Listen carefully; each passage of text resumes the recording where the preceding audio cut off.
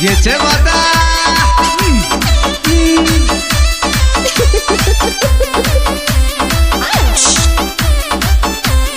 Music by Ankush recording studio Mandawari. रे रे रे छोरा जिला कराली को गेले चल तो दांगो कर गो छोरा जिला कराली को गेले चल तो दांगो कर गो छोरा जिला कराली को। क्या बात है दिनेश सुरंगपुरा?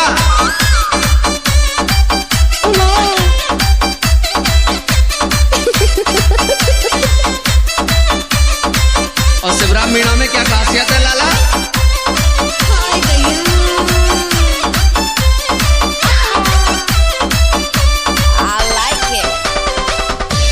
साथ साथ में पिस्टल राखे ओले सिस्टम राखे घोड़ी को गेले चल को दांगो कर गो छोरा दिला कराली को गेले चल को दांगो कर गो छोरा दिला कराली को।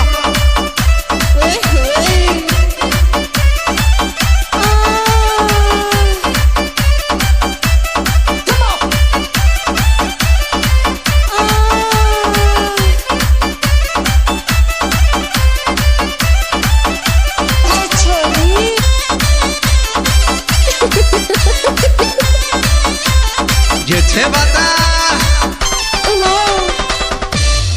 इरले काम करे सब तन मन सू बदमाशी चाहे गुंडा गड़दी काम करे सब तन मन सू बदमाशी चाहे गुंडा गिड़दी काम करे सब तन मन सू।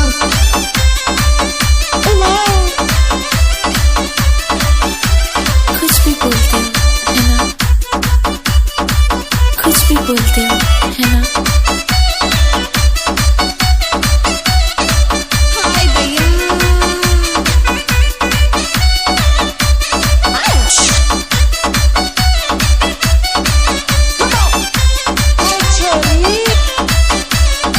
दिनेश सुरंगपुरा और शिवराज मीणा में क्या खासियत है राजा?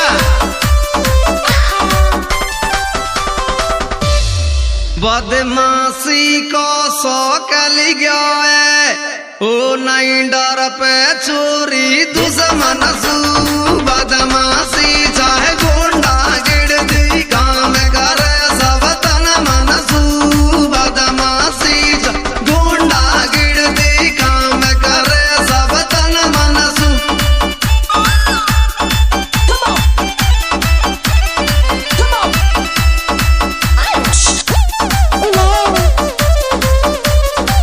और कैसे 3158 गाड़ी घूम रही है?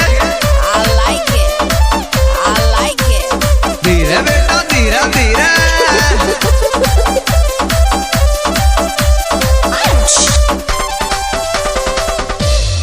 इरले गजब लगे लटीका में दिनेश गुजारा सुरंगपुरा को गजब लगे लटीका में दिनेश गुजारा सुरंगपुरा को गजब लगे लटीका में।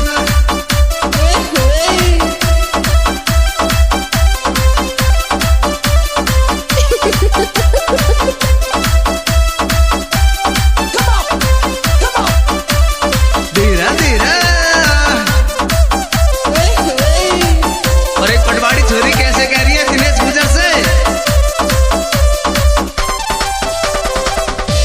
दिल बेजू के प्यार में तो कुछ छोरा ओले तो ये लगन के टीका में दिनेश गुजर सुरंगपुरा को गजब लगे लटीका में दिनेश गुजर सुरंगपुरा को गजब लगे लटीका में। प्रेजेंटिंग माय यूट्यूब चैनल मुकेश ठीकरिया के सौजन से यह सॉन्ग पेश किया जा रहा है। सिंगर मुकेश गुजर ठीकरिया, डायरेक्ट अजय गुजर ठीकरिया और इस गाने के लेखनी कर रहे हैं लखन सिंह दीवाना पीड़ाहार।